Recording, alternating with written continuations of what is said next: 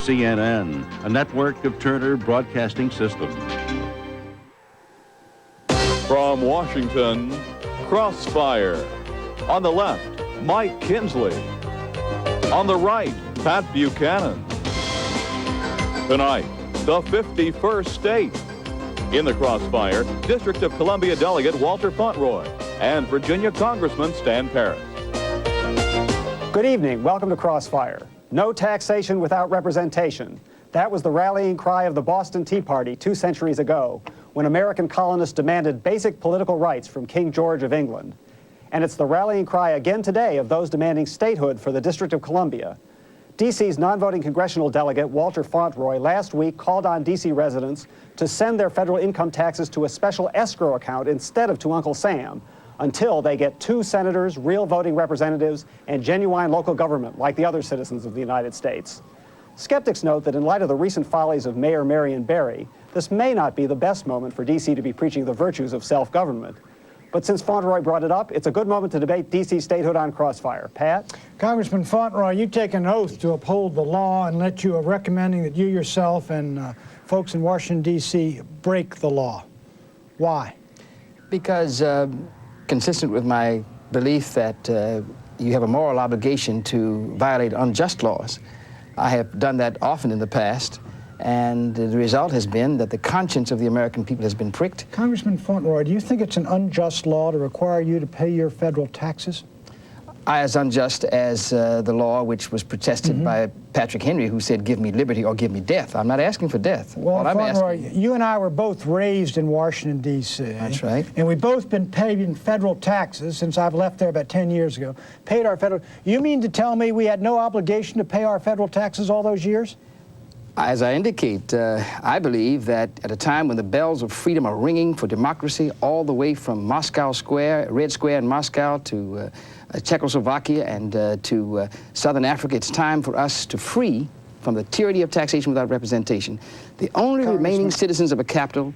Congressman, you and I know the city we grew up in, Washington, D.C., is a tiny 64 square mile part of Maryland.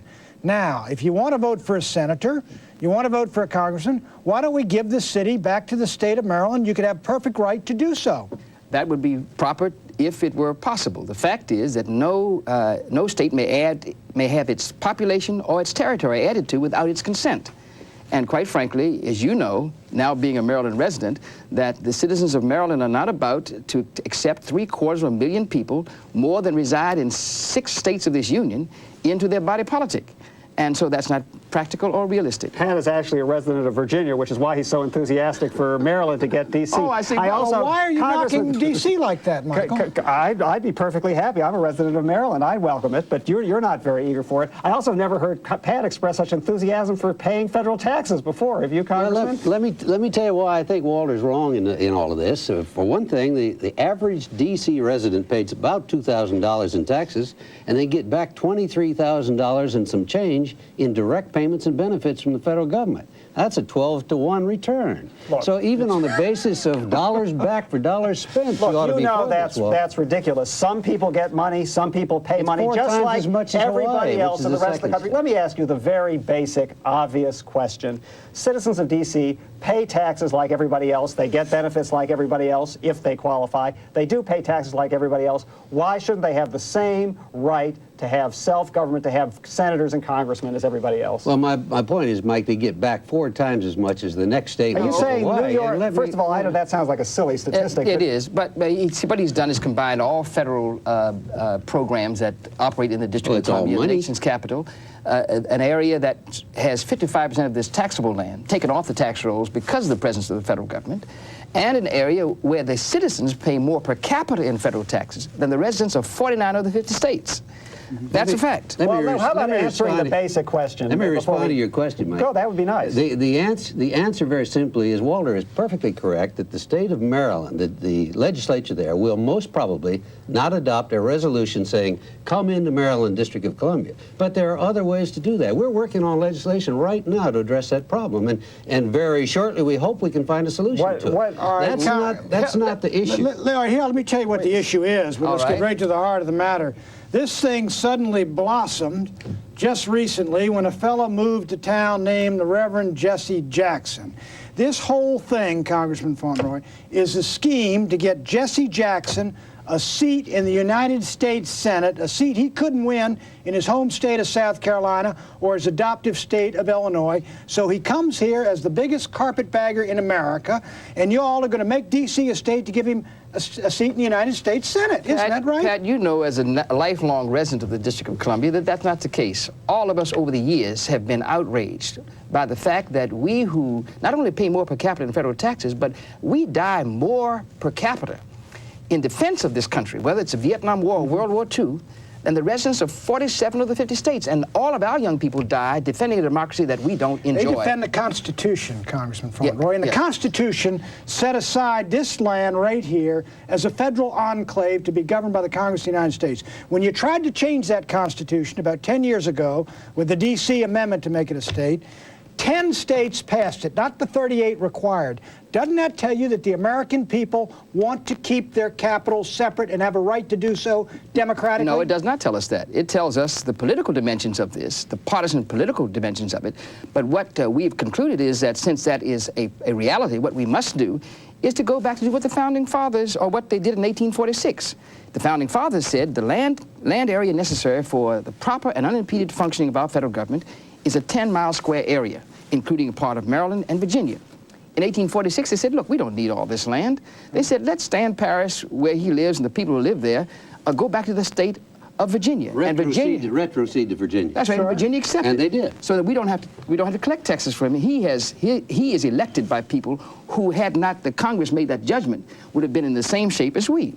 All we're saying is now that 10 years ago, the Congress made another assessment. They, at our request, defined the land area necessary for the proper and unimpeded functioning of the federal government. And they concluded that it was something like the federal enclave. That's what it's, that is where... A tiny little part of D.C. That's is what right. you're trying to say. And all we're saying is just as it did no harm to the Holy See in Rome to reduce it from all of Rome to the Vatican, it will do no harm to our nation's capital to reduce it in size. And all they're trying to do is do it democratically. I agree with you 100% on that, the federal enclave. But to take the rest of it, say 50 square miles, and say that, which is 1/20th the size of Rhode Island, is now a state, and therefore it gets 2 senators like California, is ludicrous. That is an end run around the Constitution. No, it isn't. The fact is that we have more people residing in the District of Columbia than reside in 6 states of the Union. For example, your good friend Alan Simpson. When we were kids, we had more than 11 states. We've lost 170,000 people in D.C. You're going to have less people after the census. Sure. That may well be the case, but the fact is that Alan Simpson represents less people than I have in Northwest Washington. But they have 2 senators from Wyoming. Is there something wrong with that? We're not a nation of pieces of land. We're a nation of people. Your nation, the Senate is composed not of people. It represents states of the Union. And That's what we're here debating. Exactly. To make a state, for heaven's sake, of the land area that the Congress has already decided is not any longer needed for the proper and unimpeded functioning of the federal government. When we come back, we're going to take up the question with Congressman Fauntleroy, the non-voting representative of D.C., of Washington, why it has become the crime capital and the murder capital of the United States and maybe the Western world.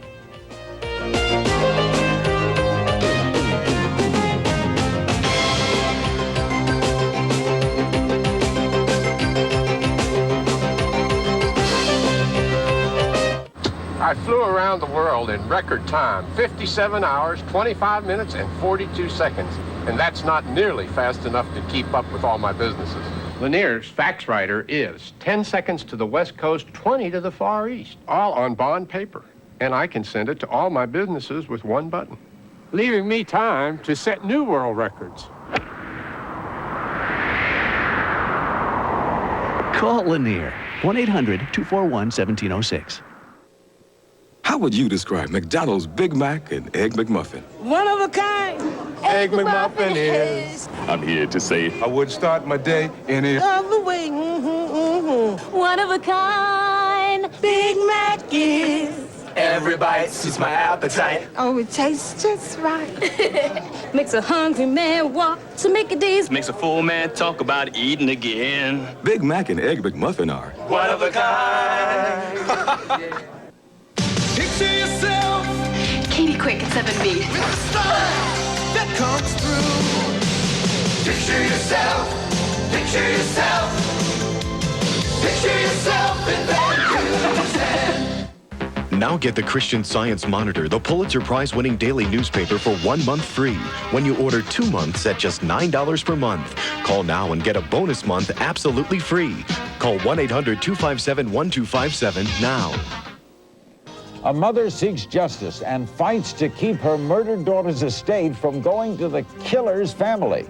Tonight, we'll talk about on Larry King Live, 9 Eastern on CNN.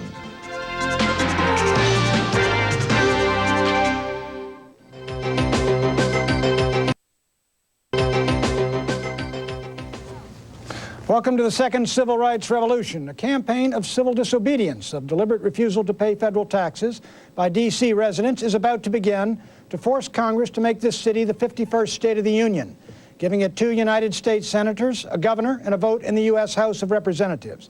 Has time passed the Founding Fathers by? Isn't it time to give Washington the same voting power in the Senate as California and New York? Our guests are Stan Paris, Republican congressman from the suburbs here, right here in Virginia, or right over in Virginia, I should say. We're in downtown Washington right now. And Congressman Walter Fauntleroy, the non-voting delegate from the District of Columbia to the Congress of the United States. Congressman Fauntleroy, what kind of example do you think the mayor of Washington, Marion Barry, has set for the kids of this city? And isn't it time he resigned? Well, in the first instance, it's very clear that one example he's set is that substance abuse can bring anybody down, from Wall Street brokers to streets in the inner cities where young people are engaged in infamous illicit drug traffic. Mm-hmm. I think certainly the wheels of justice have begun to churn, and with an election coming in the next 8 months, I don't think that a resignation producing a necessity of a interim election before the election in September makes good sense. You don't think he should run again, do you? I have indicated publicly that I'm going to share that advice publicly after I've shared it with you got privately. an obligation, excuse me, Congressman Fauntleroy. You represent the city of Washington, D.C. in the Congress. He doesn't get the vote. You represent That's what it to the country. About. And now we've got a mayor who everybody agrees, you can't send a man away to jail. You haven't even convicted him. Let's set that aside. Do you think his behavior and personal conduct and associations, the people he's hung around with, many of whom are going to jail, that they are, that this career of his is such that he deserves another term? Oh no, I'm not prepared to say that I would vote for him. Your question was, should he run again? And that's a judgment left up to him, and I have some advice for him that I'll share with you after I've shared it with him. Some of the people Pat's hung around with have been to jail too, as we know. But that's oh my goodness. That's neither here nor there. Right? Let me Pat was hectoring Congressman Fauntleroy about what this debate is really about. Let me put it to you what I think this debate is really about. What it's really about, why is it that the people from Virginia and Maryland are the most adamant against D.C. statehood? The reason is you're afraid the state of D.C. would put on a commuter tax on all the people who live in Maryland and Virginia, spend all day in D.C. making use of its services and not paying a penny to support them. Isn't that correct? Absolutely. There's some parochial interests here, Mike. I don't deny that. But let me tell you what the real problem is. Let's talk about Article 1, Section 8, Clause 17. That says in the Constitution. Let's talk about what the real issue is. The issue is the constitutionality of all of this. Let's talk about the 23rd Amendment that gives the occupants of the District of Columbia the same electoral vote as 7 other states. If that bothered you, you could have supported the constitutional amendment 10 years ago, which you didn't. You opposed, I presume, didn't you? I was not in the Congress when that was considered. You surely would have opposed I opposed it. You opposed it. What a surprise. The point I'm trying to make is, are you going to give the residents of the White House the same vote in the electoral college? If you thought that was a problem, you'd come up with a constitutional amendment. How about answering my question? What is wrong with a commuter tax? You know, if this building caught on fire right tonight, 3 of the 4 of us live in Virginia and Maryland, I suppose we'd want the D.C. Fire Department to come rescue us, wouldn't we? Would you believe that the tax rate in this city is as high as any other metropolitan or urban area in the country? One of the reasons is they're paying. And you talk about taxation without representation. They're paying for you. Wait just a minute. Are you going to answer my question? Of course I am. You shut up. I'll be glad to. All right. I'll give you 10 seconds. Thank you very much. You're kind. The answer is, you talk about taxation without representation. Now, you're going to have my constituents come across the bridge, people from Virginia, and pay a tax determined by the city council of this city. They don't now, have is that to work fair? here if they don't like it. Where are you going to work? If you're assigned to the Justice Department, which happens to be downtown D.C., where are you going to work if that's where Uncle Sam... Every other major... New York City has a commuter tax. People are using the services, they're paying the tax. But the commuter tax in New York is not the nation's capital. But wait just a moment. Stan, you reversed. You told us last year that if you don't like being in the nation's capital, move. Of course. So now if you don't want to come in here and work, don't work. We'd love to have you come to Virginia, Walter, but I don't think you get elected for the Senate. Congressman, let me ask you, let's go back to Jesse Jackson. Look, they have proposed Jesse Jackson for mayor of D.C., for one of the 2 Senate seats of D.C. They proposed him for your job if you run for mayor. I mean, isn't this guy the biggest carpetbagger in America? He has no association, has never lived in this town. He lived in South Carolina. He's lived in Illinois. What do you think when you see everybody pumping up the carpetbagger for all these jobs? Well, when I listened to you, I remember that's what they told us, Martin Luther King Jr., Andy Young, and myself, when we went into Birmingham, Alabama. They said, you have these outsiders coming in, talking about your rights here. What right do they have to be concerned? The fact is, you didn't go in there and run for senator from Alabama. No, but we went to address a wrong. Jesse Jackson is addressing a wrong, and I agree with him. Okay, excuse me, we have to take another break. When we come back, I'm going to give Congressman Paris a chance to say, look, if Maryland doesn't want the District of Columbia, we'll take it in Virginia.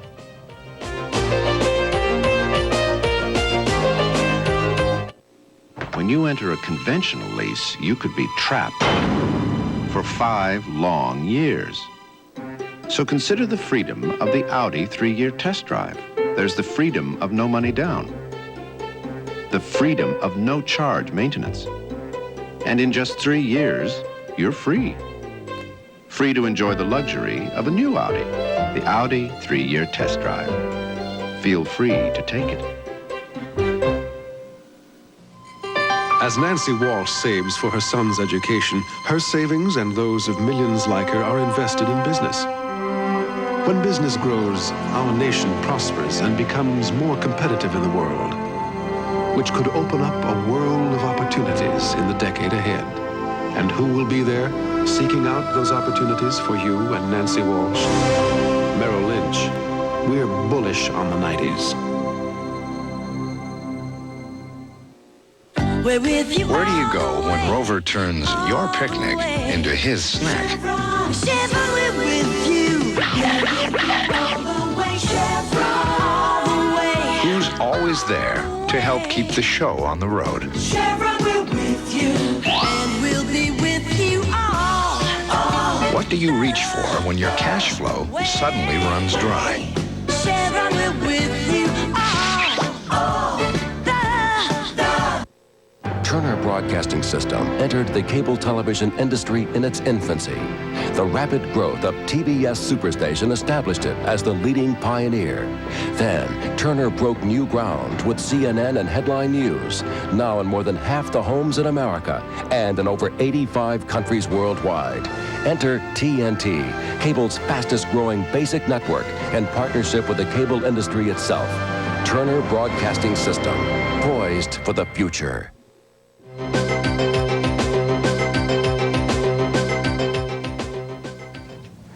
Mr. Parrish, you say, let the D.C. become part of Maryland if they want. Congressman Fauntleroy says, listen, Maryland doesn't want us. I got a solution. You're being so amenable. Why don't you take D.C. back as part of Virginia? How's about that? Well, there's a lot of reasons. You want it? There's a lot of reasons for that, Mike. One, all the territory that came from the state of Virginia at the time of the original creation of the District of Columbia has already been retroceded back to Virginia. In addition to that, we got a river. We got a river right in the middle of it. They don't have rivers running through other states? It does not make any sense to provide public services across the Potomac River. Let's get to the issue. The only reason that we are the only citizens of a nation's capital among 115 representative democracies in the world is that our becoming a state, the nearly 750,000 of us, would mean 2 additional Democrats in the Senate. That would radically alter the balance of power in the Senate. Probably be black Democrats, too. But no, the most important is they'd be Democrats. And that means that they're too up on control of the Senate. And so my hope is that we'll do an Alaska-Hawaii arrangement, the way we did in 1957, since the president is for Puerto Rican statehood, and that's been in Republican platform for 20 years. Why not bring us both in and relieve us of the tyranny of taxation without representation? You know, there's a very simple answer to that. Article 1, Section 8, Clause 17 of the Constitution says this shall be the nation's capital under the exclusive legislative jurisdiction of the Congress. Constitutional amendment to get rid of that. No, you don't want to do that. All you have to do is let the Congress exercise. No, let the Congress exercise its exclusive authority the way it did in 1846. Let it say, look, we don't need all this land. There's only one problem with that. You tried to amend the Constitution last time, and it did not. I'm asking Congressman Paris why he didn't support it if he sees it as such an obstacle. I wasn't in the Congress. You were a citizen. Let me ask. A citizen. Since we grew up in Washington, D.C., there were good schools here. This was a safe, secure city. You could walk over to Griffith Stadium, you and me. And what happened to our city to make it the crime and murder capital of the United States, to have our schools fall to pieces the way they have in the last 25 years? What happened to this town? Let me say the schools haven't fallen to pieces, but this has happened. The fact that we only control 1/3 of our criminal justice system, because the federal government controls 2/3 of it, has caught up with us. And that is the reason, that's one of the reasons that we have this problem. We control our police department. It arrested 48,000 people. But our prosecutor's office is controlled by the federal government. Population, by the way. Congressman, you got more guys, young men, in Lorton than you got in college in Washington, D.C. Why? We don't have, and that's not true. But I mean, you got them in jail or prison or something like that. No, that's not true. But the fact, on parole and another 10,000 awaiting trial. Yeah, the reason is that the basic problems confronting the nation do reflect themselves most acutely here, and one of the reasons is that our federal government, 535 members of the House and Senate and a president have to decide on who our prosecutors are, how many we're going to have, who our judges are, and how many they are. When we grew up here, they didn't have any bureaucracy here. We now have 46,000 employees in Washington, D.C., highest per capita government workers in the United States of America, any state or any city, and the city is a mess. You know it, and I know it. No, I wouldn't agree with that, but I do acknowledge the fact that we do have a large number of employees to carry out the proper and unimpeded functioning of the federal government for the most important city in the world. Congressman, that government really isn't the answer. It doesn't work. We've tried more government here than any place else. This city worked when we were under 3 commissioners. Well, that's what you'd said in the decade of the 80s, your party. Pat, you know, I want to give you a chance to separate yourself from Pat here. Pat says the central problem is democracy. He says before people could even have the limited home rule D.C. had, when it was just run as a colony by a few congressmen, everything was great. Just like the British colonies, right? Like Ireland, for example. So once they got the vote, once they got a little bit of home rule, which D.C. has had now for a couple of decades, that's when things started getting into a mess they're in. Now, you don't believe that democracy is the central problem of our time, do you? I don't, as a matter of fact. And I supported the Home Rule Act in 1973 when it was adopted by the Congress. I thought the determination of the administrative functions of the city was an important function of administration of the city government.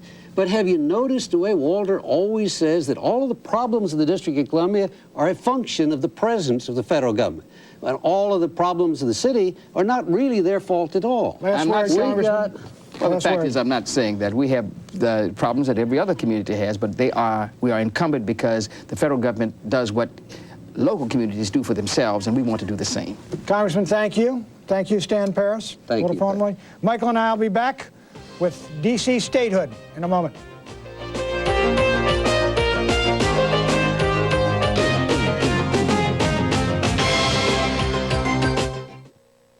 Good evening, I'm Lou Waters. Ahead on Prime News, Colombian police seized 10 surface-to-air missiles that allegedly belonged to the Medellin cocaine cartel. The United Nations takes up the issue of international drug smuggling, and the Bush administration unveils a new weapon in the fight against cocaine, the Caterpillar. Those stories and more ahead on Prime News. Join us. Coming to Florida? Well, you should know just how close the clear Gulf waters and the sunny blue skies of St. Petersburg, Clearwater, and the Pinellas Suncoast are to your Walt Disney World Resort vacation. Close. Very, very close. For a free brochure, why don't you call 1-800-554-3600?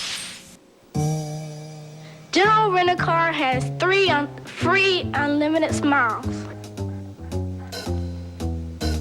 Miles. General has free unlimited miles. Coast to coast. Case to case. Close to close. Close to close. Coast to coast. You'll smile when you see General's low rates. Piece of cake. Every year, millions of American women become first-time gun owners. It's a right, but it's also a responsibility. So what's the secret to becoming a safe and confident gun owner? Well, it's knowledge, training, and practice. So if you've bought a firearm or you're thinking about it, let the NRA help teach you the safe way, the right way to be a gun owner. Owning a firearm is a deeply personal decision, but you don't have to go it alone. Witness the unpredictable on CNN with a look at world events on Prime News and the people making news on Larry King Live. Then CNN's Evening News with the day's top stories. Real-life television, weeknights on CNN. Pat, I know. I hope the outcome will be satisfactory to everyone. David, Mr. James Arbuthnot. I refer my honourable friend to the reply which I gave some moments ago. Arbuthnot. Is my right honourable friend aware that this government's determination to keep its spending under control is one of the factors which keeps public investment flooding into this country? And since the last thing we want in this country is to call in the IMF to bail us out again, as happened under Labour, will she reaffirm that she intends to stick to her courageous line?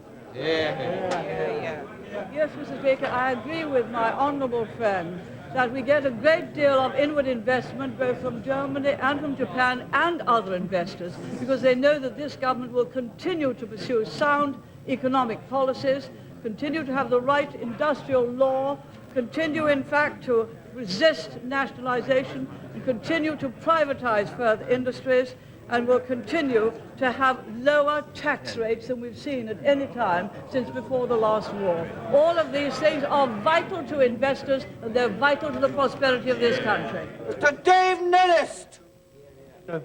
Would the... Order. Would the Prime Minister reconsider her reply during Tuesday's question time that not paying the poll tax is, I quote, anti-democratic and a bad example to set to all young people in this country? Does she not realise that 42.5% of Glasgow, that's over 205,000 people, are not paying the poll tax, and that they and those millions who are about to join them in England and Wales feel deeply insulted by her remarks because it's for their children and for their families that those who can't pay won't pay, and I and others on this side of the chamber are proud to stand alongside those people in Scotland. Mr. Speaker, deliberately to disobey the law properly passed through Parliament in all its stages is thoroughly anti-democratic, thoroughly contrary to a rule of law, and leads to all of those acts of dictatorship against which this House stands firmly against. I repeat what I said previously. It is anti-democratic and anti the rule of law, gives a bad example to children, a bad example to young people, and should never be propounded from this House. William Cash. Sir. I refer my honourable friend to the reply which I gave some moments ago. Cash. My right honourable friend noted in Staffordshire that the Labour-controlled county council, which runs the education of that county, has managed to produce results which show that 11% of all those who leave school do so without having any educational qualifications whatsoever. And is it not in my right honourable friend's mind that we should be sure to make certain that the people of Staffordshire closely examine the way in which the county council runs its affairs, and to make sure that they get the retribution they deserve in the forthcoming election? Mr. Speaker, I agree with my honourable friend that whether it's government, county council government or district council government, we all have a duty to get best value for money, whether it be out of community charge or out of the taxpayers' money. And the people who are big spenders often do not get best value for money and do not get the best value for education or other services. Our community charge plans will enable people to scrutinise their local council very much more competently and see that their money is well spent and to take action if it isn't, if the community charge is too high. And our education reforms will give parents a good deal more say over the education of their children and enable them to see how well they're doing. Both are thoroughly to be recommended. Mr. Harry Cohen, number 6.